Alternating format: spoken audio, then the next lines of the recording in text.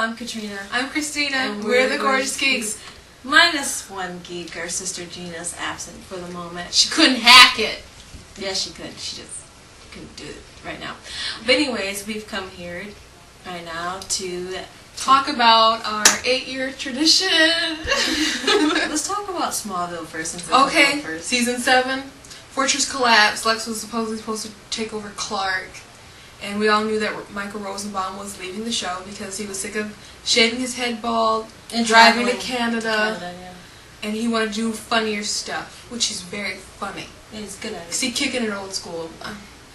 It wasn't like as good as it could have been, but his parts were phenomenal. Yeah, his parts. He was such a mean little jerk, but it was hilarious. Yeah. But anyway, I thought it was kind of lame, because their whole Clark being controlled thing ended up just being Clark losing his powers.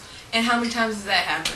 That was just like a huge cop-out. It was kind of like a waste of him tracking down Lex almost. It was a waste of Lex doing that stuff. I mean, good thing that the bad, creepy guy didn't because Clark has never lost his powers before or became human. I mean, it wasn't awful, but it was... It would have been better if Lex would have controlled Clark and there would have been a really big battle. You know, Lois falling off a building, but all of a sudden Clark snapping out of it. But I was glad that there was no Lana Delay. She's gotten so annoying. Well, she's going to be in a few episodes, at least like 3 or 5 or something like that.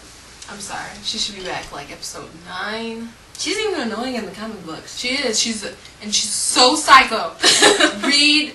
There was a comic book when, she named her child that she had with Pete Ross after Clark. But that was Pete's doing. They had to get a divorce because he totally knew that she was still in love with Clark. And then she went to Clark's house and was like, "You like me better than Lois, don't you, Mrs. Kent?" And Mrs. Kent looking like, "I'm not about to diss my daughter-in-law." Yeah. And it was just getting old, the whole Lana and Clark thing. Every episode was like, "I love you, Clark. I can't trust you. And you can't trust me." And it was just getting pretty old, and everybody was wanting the Lois and Clark thing to happen already. And I'm glad this season. Klana fans are crazy. I was for Klana when the show started, okay? But it's just gotten too old. It's just nut job. But you know what? I have to talk about what you saw at the end of the episode when Lois realized that Clark was going to be working right next to her. You saw her kind of like sigh, kind of like, "Oh, the guy I like is going to be working next to me." Wrong. That is so wrong. Yep. To have Lois like Clark before Clark likes Lois. First of all, Clark falls in love with Lois because she's just the bomb diggity. And then Lois falls in love with Superman. Just ignoring Clark because he's this dorky, just not attractive. I mean, Smallville, they've already gotten away with that, where it doesn't make sense for him to be someone who's falling over his face and needing glasses all of a sudden, but... Right, but still. Lois falling for Clark. But even in the Lois and Clark adventures with Dean Cain and Terry Hatcher, she still didn't, she fell for Superman. She didn't fall for Clark. Clark was still just, her partner, just that guy that was there. They did that clever, and he wasn't a dork in that. And they could have done the same type of aspects with this, but they're totally switching it around and making Lois fall for Clark, and while Clark is still all up on Lana, which is just it's crazy for me. Well, I'm glad to tell you guys that, with some spoilers, just that Lois and Clark are going to be interacting some more, since if you saw the episode, Clark is working at the Daily Planet, and there's even going to be an episode that's similar to Adventures of Lois and Clark, when they had to go undercover and as a couple. That was before they were together on the show, and Lois is actually going to have to admit to Clark how she feels about him in front of him, and they're going to she's going to like him at least. I don't know about all the feelings he's going to have for her, but Lana's going to come back like episode 9 and cause a bit of a triangle, and it's going to cause a little bit of trouble for Lois.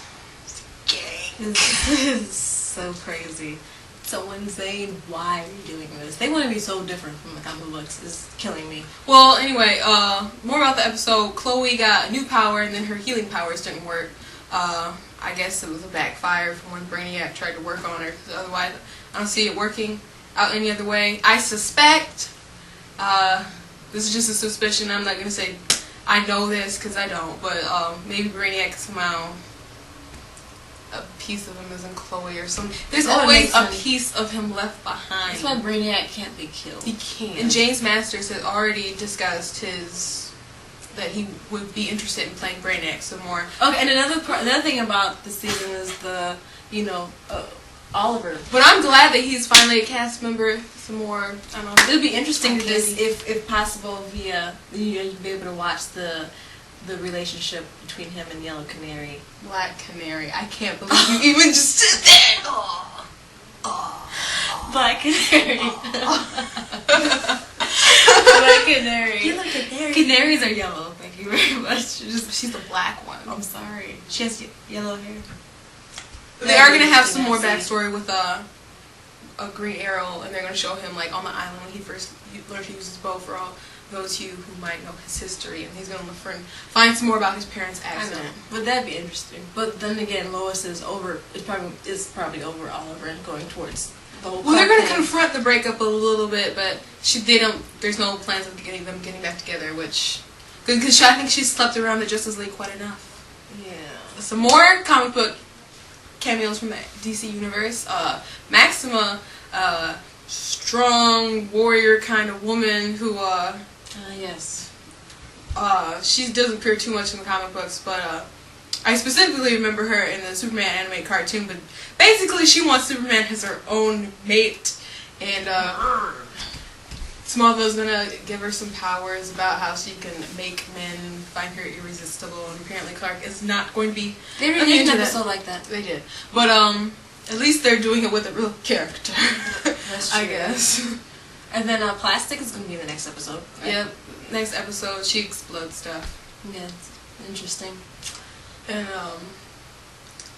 but she's a meteor freak, from what I've heard. Of course, because that's the solution to most of the things. It's okay.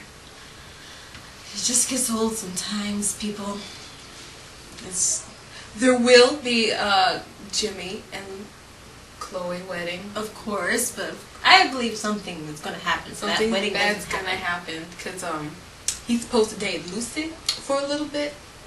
And I don't know, Jimmy never really gets with somebody. But Lucy marries a black man. But anyway, her daddy didn't like that too much. And what else is there?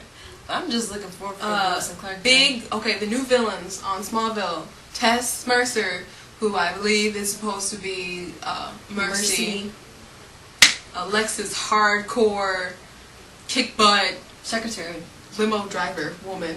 She drives limo all the time, but I know she's like that bodyguard minion person who you don't want to cross in a dark alley. She knows you've been messing with Lex. Yeah. She's just hardcore. I hope this girl, this actress, knows some kung fu or something. I love that. Everyone knows what that means. I know. Anyway, and Doomsday is also going to be on Smallville. That's ridiculous. It is, because Clark is like Superboy. He is. Doomsday took out Superman. He was in the game for a long time. This is Superboy. Our mom says that Smallville is dumb for one reason.